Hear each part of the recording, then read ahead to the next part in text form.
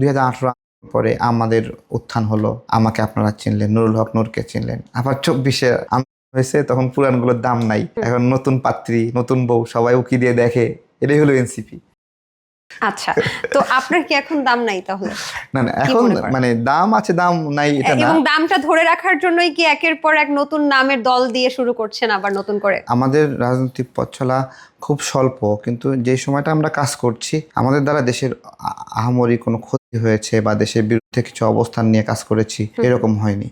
নতুন নাম কেন আসলো? আমরা একটা দল করতাম, সেই দলে 2 ভাগ হলাম, আমরা 2 ভাগে আবার একই নামে সমস্যা হচ্ছিল। একটা নতুন নাম প্রয়োজন না? নতুন নাম কি ক্রাইম বলেন? আমি কোনো ক্রাইম করলে সেটা ক্রাইম না। আমি বলছিলাম যে এই যে বললেন যে 18-র পরে আপনি গণ অধিকার পরিষদ বা আপনারা গণ অধিকার পরিষদ নিয়ে আসলেন, তখন মানুষ আপনাদেরকে চিনলো।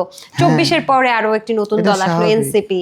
এখন 24-এর পরে যে নতুন দলটা আসলো, আপনাদের কি অবস্থান সেটা একটু জানতে চাচ্ছি। 2018 কোটা সংস্কার আন্দোলনের পরে নিরাপদ সড়ক আন্দোলন হলো। আপনি এখন বলেন, নিরাপদ সড়ক আন্দোলনের যারা নেতৃবৃন্দ ছিল, এটা অনেক বড় আন্দোলন ছিল না? সবকিছু থেমে গেছিল না সবকিছু? আচ্ছা, তো সেই আন্দোলনে কাউকে চেনেন? চিনি না, আমরা হারায় গেছে। তো এইভাবে এখন 24-এর গণ অভ্যুত্থান বা যেটাই বলেন, এই আন্দোলনের ক্ষেত্রেও এই একই ঘটনাই ঘটবে।